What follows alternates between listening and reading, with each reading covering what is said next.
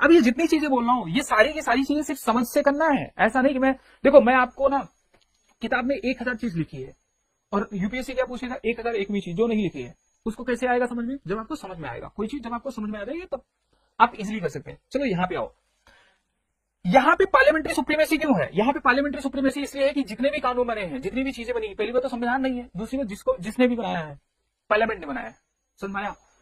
Parliament ही बताएगा, कानून बना के पार्लियामेंट ये बताएगा कि जुडिशरी कैसी होगी। अरे समझ में आ रही है बात कि जुडिशरी कैसी होगी?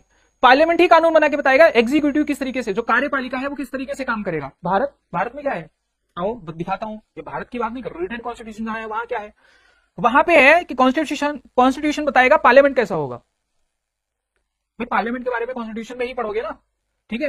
तो पार्लियामेंट बताएगा, सॉरी कॉन्स्टिट्यूशन बताएगा कि पार्लियामेंट कैसा होगा, कॉन्स्टिट्यूशन बताएगा जुडिशरी कैसी होगी, समझ आया? कॉन्स्टिट्यूशन बताएगा एग्जीक्यूटिव कैसा होगा। कौन बता रहा है कॉन्स्टिट्यूशन, यहाँ कौन बता रहा है? पार्लियामेंट। तो इसलिए यहाँ कॉन्स्टिट्यूशन सुप्रीमेसी है और यहाँ पे पार्लियामेंट्री सुप्रीमेसी है। समझ में आई बात? समझ में आई होगी, इस बात का ध्यान रखना, ठीक है? तो ये चीजें हैं, इससे मिलती जुलती मतलब बहुत सारी चीजें, जैसे मैंने आपको बताया कि एक डेफिनेट अथॉरिटी होगी, डेट होगा, निश्चित डेट होगा। तो ये तो अब देखो यहाँ पे डिफरेंस क्या है, ये codified in single legal document में कोडिफाइड होता है, ठीक है? और क्या है बताओ, क्या कि ये सिंगल अथॉरिटी द्वारा बनाया जाएगा। सिंगल अथॉरिटी मैंने जैसे भारत के सेंस में बताया कि कॉन्स्टिट्यूंट असेंबली, वैसे ही बताओ यूएसए के सेंस में फिलाडेल्फिया कांग्रेस, ठीक है? तो इस तरीके से उन्होंने बनाया था, फिलाडेल्फिया कांग्रेस ने बनाया था, वो भी कॉन्स्टिट्यूंट असेंबली की ही तरह था ना। तो और डेफिनेट बिगनिंग होगी, शुरुआत निश्चित होगी, ठीक है? Constitution is the source of power, मतलब यहाँ पे जहां पे कॉन्स्टिट्यूशन रहेगा, जहां पे रिटन कॉन्स्टिट्यूशन रहेगा, वहां पे सोर्स ऑफ पावर क्या है, पूरी शक्तियों का स्रोत क्या है, संविधान है। बाकी जगह जहां पे अनरिटन कॉन्स्टिट्यूशन है, कौन बना रहा है कानून, पार्लियामेंट बना रही है, तो सोर्स ऑफ पावर, ठीक है, शक्तियां किस में निहित होंगी, पार्लियामेंट में, संसद में निहित होंगी, ठीक है? तो चाहे वो पार्लियामेंट हो, जुडिशरी हो, एग्जीक्यूटिव हो, कुछ भी हो, ठीक है, सभी अपना पावर कहां से डिराइव करेंगे, कॉन्स्टिट्यूशन से, इस बात का ध्यान रखना। तो जुडिशरी इंजॉयज वाइडर पावर, क्यों? जुडिशरी बताएगा, पार्लियामेंट ने एक संविधान बना दी, मतलब कुछ भी कोई कानून बना दिया, ठीक है, संविधान तो है ही, कोई कानून बना दिया, कोई अलग से विधान बना दिया, कोई अलग से लॉ बना दिया, ठीक है? तो जुडिशरी तो बताएगा कि ये जुडिशरी ही इंटरप्रेट करेगा कि ये जो है, ये संविधान को क्या कर सकते हैं, वायलेट कर रहा है कि नहीं कर रहा है।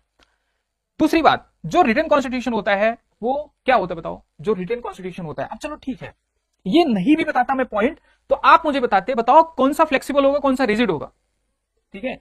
तो जो रिटन कॉन्स्टिट्यूशन है वो फ्लेक्सिबल भी हो सकता है, रिटन कॉन्स्टिट्यूशन वो फ्लेक्सिबल भी हो सकता है, वो रिजिड भी हो सकता है, ठीक है? वो दोनों प्रकार का हो सकता है। जैसे भारत में देखो, मतलब कुछ चीजें हैं वो सिंपल मेजोरिटी से पास हो सकती हैं। अरे मैं संशोधन की बात कर रहा हूं, आर्टिकल 3 के अंदर संशोधन बताऊंगा तो वो संशोधन हो सकता है, ठीक है? आर्टिकल 3 के अंदर जो संशोधन होता है वो सिंपल मेजोरिटी से होता है, दूसरी मेजोरिटी नहीं चाहिए।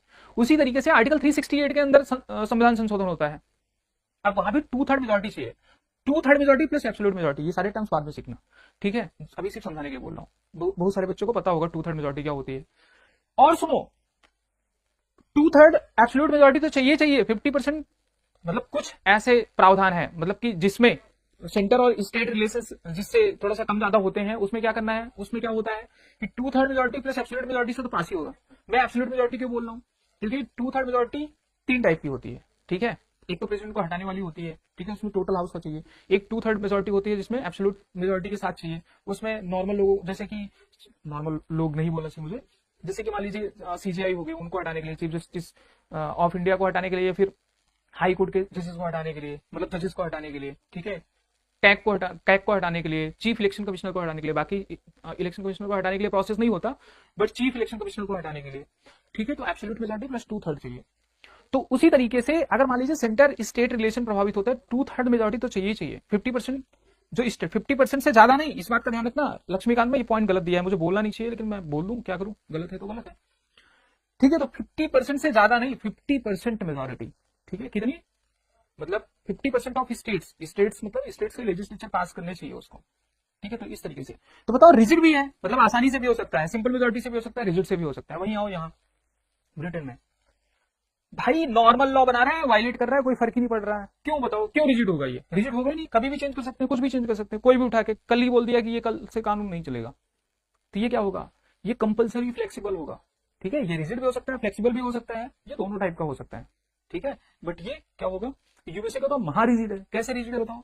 सबसे पहले तो संविधान संशोधन करना है तो 2/3 से पास करो, चलो ठीक है 2/3 से बिल पास करो। 2/3 से बिल पास करने के बाद 75% मतलब 3/4 से स्टेट्स उसको एग्जीक्यूट करेंगे। स्टेट्स जो है पहले लेजिस्लेशन पास करेंगे और एग्जीक्यूशन ओरल, तब जाके वो पास समझा जाएगा। बात समझ में आया? तो वहां तो महारिजिड है। महारिजिड समझते हो ना?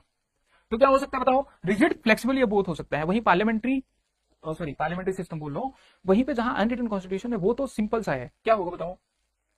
फ्लेक्सिबल होगा। आपसे चलो एक क्वेश्चन और करता हूं, एकदम सिंपल।